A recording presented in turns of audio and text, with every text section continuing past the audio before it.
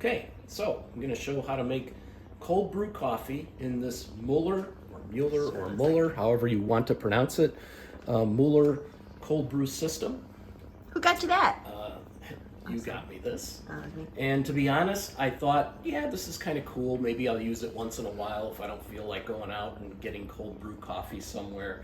And once I started using it, I always have this in the fridge. So I make it all the time, and when I finish one, I turn right back around and make another. So it comes with, of course, some pretty lengthy instructions, which is a little bit intimidating at first. I've found just my own shortcuts starting from those instructions, and I think you'll see that it's actually pretty simple to do. So here are the parts of it. There's, of course, the urn, which I'm going to unscrew. And the urn is nicely made too. It screws on real nice when we go to do that. The top part unscrews. So there's really just 4 parts. And then this section unscrews from the filter. So I find that it's easier. This is my shortcut. It's easier. There's actually a 5th part here, but we'll talk about that later. It comes off the bottom. It's easier to fill this with the beans, whether they're going to be ground or not, right to about here.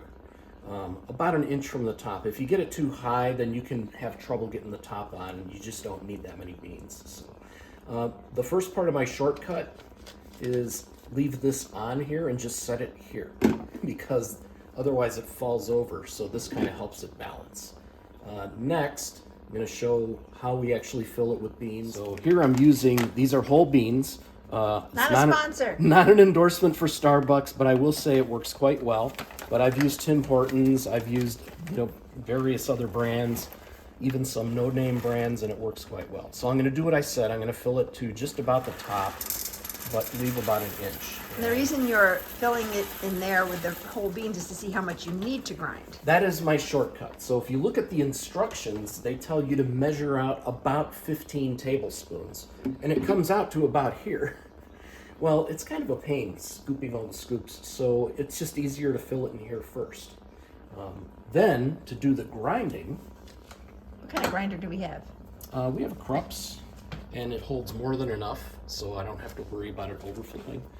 For the grinding, the instructions suggest putting it on the coarsest setting, so this has a coarseness setting. I put it all the way coarse, and to be honest, this thing doesn't grind that coarse, so it just comes out right. Open the top, pour in the beans. Now they're all, and that's nicely measured now. The best part of this is the smell when you're grinding. And then this will be loud. Oh, we're gonna. So we have our freshly ground, perfect proportion of. It just looks very dark right now. Smells good. All right, I'm gonna head over to the sink. It's just because you can get the grounds and it can get kind of messy. Luckily, Not sponsored by Mr. Clean. right. Luckily, the bottom of our sink is pretty flat, so it'll stand up. And I also have this handy little funnel, because we're just going to put the grounds right back in the filter. This is a little bit tricky.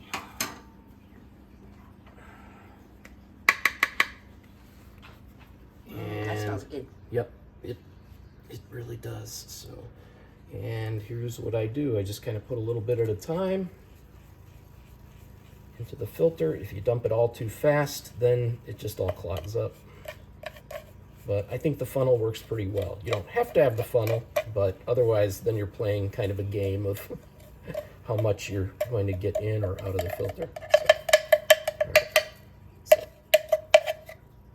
I don't need every single crumb. It looks like it's clogged, but it's just because the bottom is into the coffee. So let's get that down in there. Get in there. All right.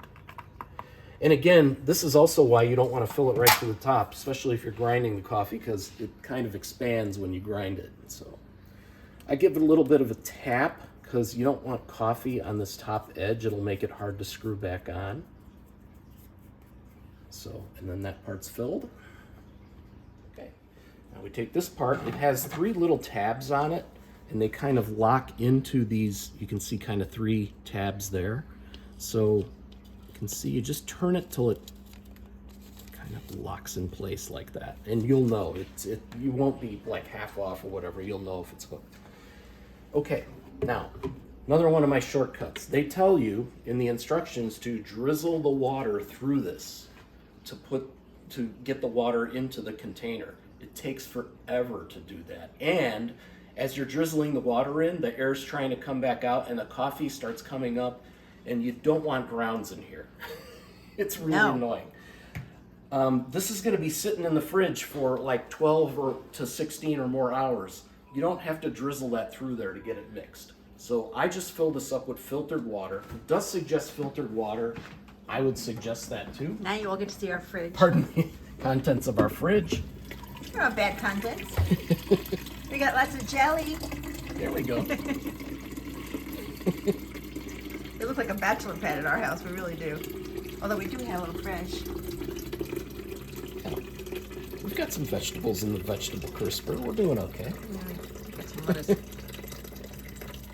Okay, I fill it up to about a couple inches from the top.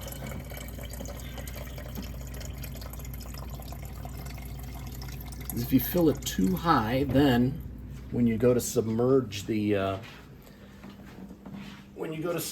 coffee into here, it'll try to push its way back up. And again, you don't want to mix grounds into the water. So here I'm just going to put this on.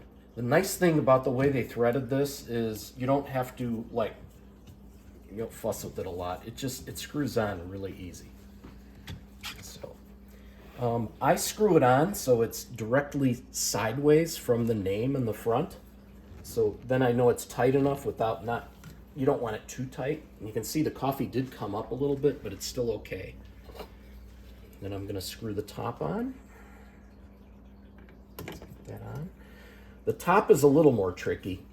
If you start screwing it on from here, this tab will be pointed the wrong way. So start it from the back side, and then it will come out right, and you just kind of force it closed like that. So this is now airtight, and the coffee is separated from this part. That lid has an extra lip on it, and it keeps it separated. Then all you do is give it a shake. You can see it starts to mix. Now I can sing this Taylor Swift song again. Shake it up. Yep. Shake it up. And you can see that the water has come all the way to the top, so just shake it as much as you want. You want to dance with it, or? Do a little disco thing. Yay! Let's not get too crazy, but then this is going to sit in the fridge for at least 12 hours. I suggest 16, but you can even let it go an entire day. It's not going to over brew or anything. It's just I was going to say, because right now it's 4 p.m. In 12 hours it'd be 4 in the morning. 4 in the morning. Yeah, you don't have to I got to go get the coffee. It's 4 in the morning. It will be ready for breakfast. It will be ready for breakfast, yes. But yeah, as long as it's more than 12 hours, 16 hours if you want it stronger, that's fine. It really won't get much stronger than that. I've left it a day and a half, and it was fine. Didn't come out any stronger. So that's it for now. And of course, we'll take a look at it when it's done. And it is the next day. Yes, it is. Different shirt. Well, you could just change the shirt. You could lie. That is true. Okay, but you can see how dark this is now. I did give it a couple shakes ahead of time, so you can do that. But now we're ready. Or you did some more shakes between when you put it in the fridge and now? Yeah, like before I went to bed and then when I got up this morning. I don't know if it's necessary, but I like to think it makes it a little bit darker. But you can see how dark it is. So there's two ways you can use this. One way is to just leave it the way it is, and you can unscrew the top and just pour it cup by cup as you need it. But there's no point in leaving it in the grounds. So what I do is I just take the whole top off. I'm gonna be careful not to spill it. And the grounds aren't gonna come out if you do it this way, which is good. Just take the whole top. Yes, it'll drip a little bit, but there's not enough left in the grounds to have to reclaim it. You're not going to lose a cup by doing that. So take that out. Now you can either pour this in another container Or you can take this apart, which has the grounds, most of the grounds in it. I don't just throw the grounds in the trash. I actually like use them in flower pots or throw them out in the yard because it's good for dirt, it's good for soil. And then you don't have to put all that wet weight in your trash can. And then you can just rinse this off. Just like that to get the grounds out. And you can just install this right back on here if you want to use this as your, or as I said, you can pour it into something else. And we all know what you do in this household. He pours it into something else so he can make another batch ready for the next couple of days. Exactly, because then you can turn right around and do it. The one suggestion they give that I 100% agree with is you should wash everything out when you go to change it over for another batch. Wash it all out, because coffee grounds have, or coffee has oils in it, and it will affect the flavor of your next pot, and it's going to affect how well this works if it gets oil buildup. Do not wash it in extremely hot water. It's not dishwasher safe. Just wash it in warm water like you can stand for with your hands. A little bit of dish soap, rinse it out well, and then it'll be just as enjoyable for the next carafe.